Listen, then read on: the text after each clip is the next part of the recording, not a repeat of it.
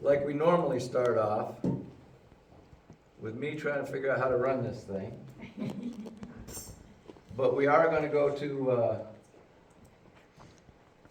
we're going to go to a movie here in just a minute. It's going to take about 30 minutes. But, so continuing from last week, we'll pick up with Matthew's narrative and the inspection of the Passover lamb in full swing.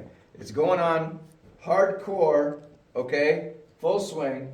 And we're going to try to get through the 5 topics that are listed in Matthew 22. Well, let's go to the next slide. Maybe. Oh, how about if we turn it on? There we go.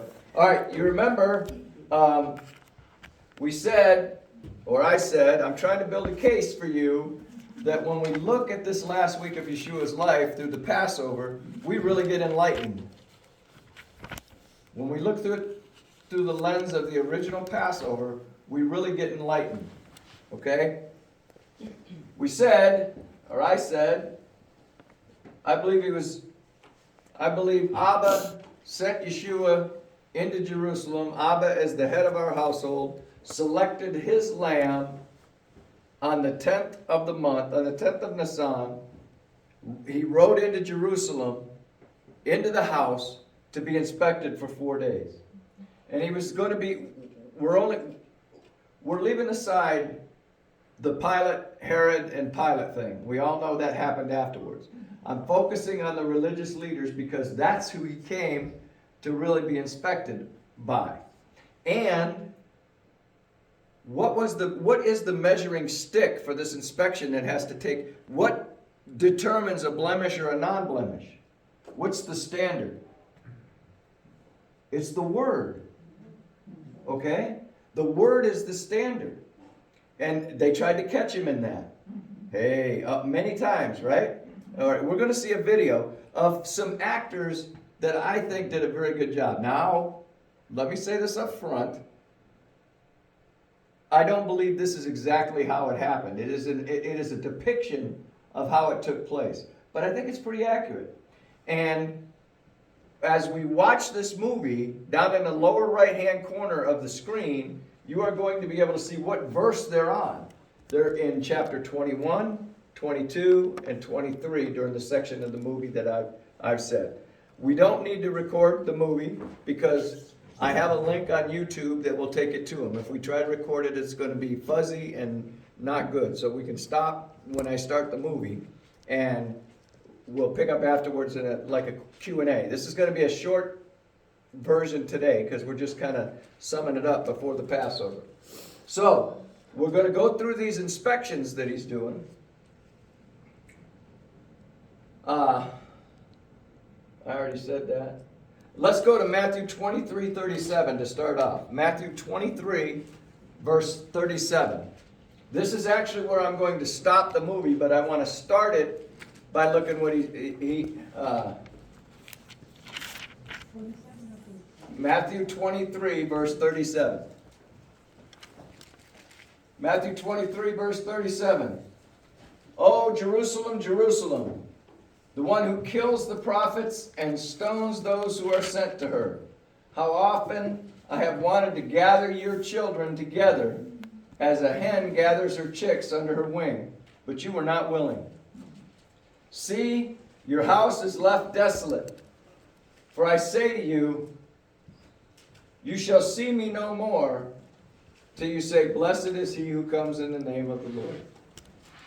Now that's what the kids were saying when he rode into Jerusalem. That's what the people were saying, but the religious leaders weren't saying that, were they? No. Now, and see, all of this it's just what the scriptures are is Abba revealing his plan to us.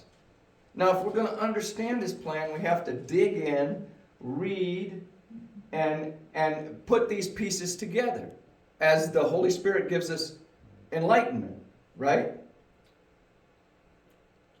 Yeshua kind of called that abiding in him in John 15. He is the Word, right? As we abide in him, we'll gather this. And you're going to see That's the best way to say this. You're going to see Yeshua get his dander up just a little bit. And that might take some people back just a little bit. I don't think it's going to do that in this room. But it might surprise people that he would get his dander up like that. They may be forgetting that he's going to rule with a rod of iron. Okay? This is where I'm going to stop the movie. We'll have a discussion. We'll review what I attempted to show, and then you can tell me if I made my case. Okay?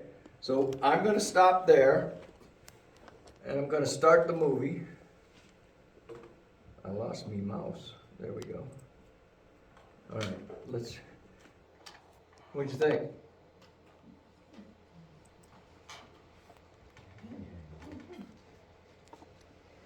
Did it give you a little different picture than what you might have had just reading? Yes. Yeah. Now, if you remember in Ezekiel 34, he talked about the religious leaders that were lording it over the people. And even the believers themselves that were, Jimmy, you want to get that? That were going up against their brothers and sisters, okay? He came down hard on these Pharisees.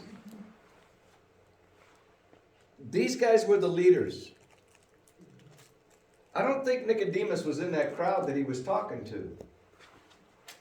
Something to think about. What I'm saying by that is, there were Pharisees that were hearing. We see that, or I believe we see that in Nicodemus' actions after the crucifixion of Messiah. Right? I believe that we see that Nicodemus, who was a Pharisee, right, understood what was taking place. So, like I said, I don't think that's exactly how it went down. But it does give us a visual of what's going on. And a lot of times when we're reading, you know, not knowing the culture or anything like that, it's difficult to come up with the way that they did this. I think they depicted it well. Yah's standard is perfection. Right? And did anybody notice any timidity in Yeshua throughout this whole thing? No. There was no timidity in him. In fact, he was up for the inspection. He was ready for it. How many times did we see him refer to the Word? That's the standard. They should have known as leaders, right? They were lording it over the people. You catch that in him saying, hey, you're all brothers, right? You see some of that when he talks about Nicolaitans in other places, like in the book of Revelation. We're not to lord it over the people. There's one master. Now, we didn't read through chapter 23 because it's a long chapter, and there's no way I could have done what these guys did in 30 minutes. You know, I'm too long-winded. Now, granted, it took a long time for them to put this together and condense it down into 30 minutes. But I think that's a good portrayal of Yeshua dealing with these people.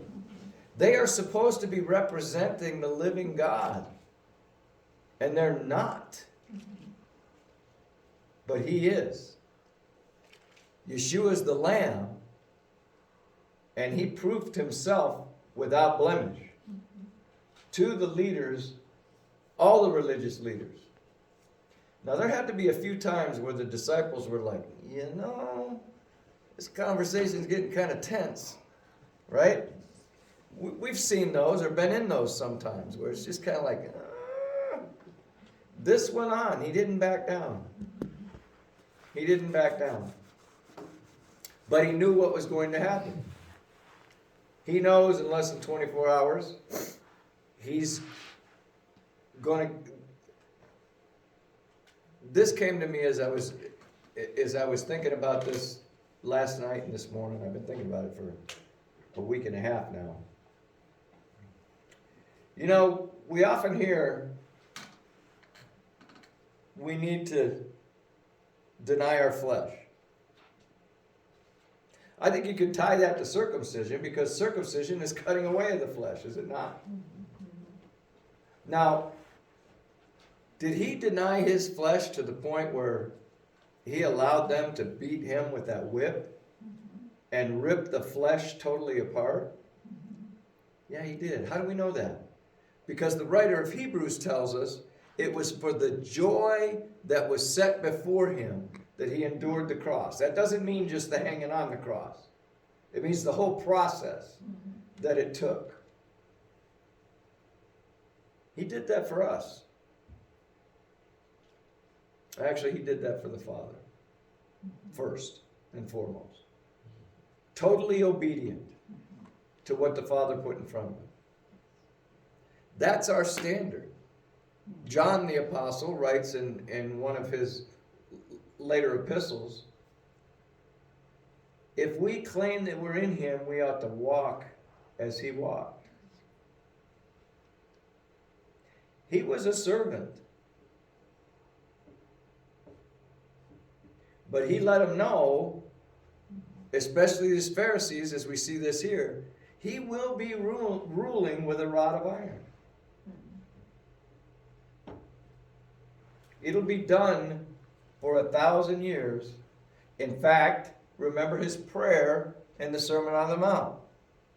Your will be done on earth as it is in heaven. He will be here as King of Kings to make sure that Abba's will is done on earth as it is in heaven. A lot of times people get a picture of Yeshua being a warm fuzzy and he's all love, and no, he's got a serious side.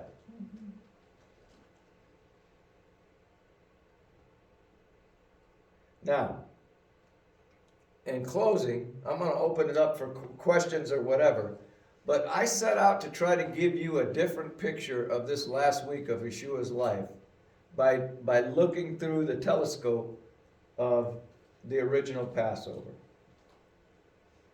Do you have a different view of what you might have had before? Did it change your view at all? Did I show you something that you hadn't seen before or hadn't looked at before? That's my desire.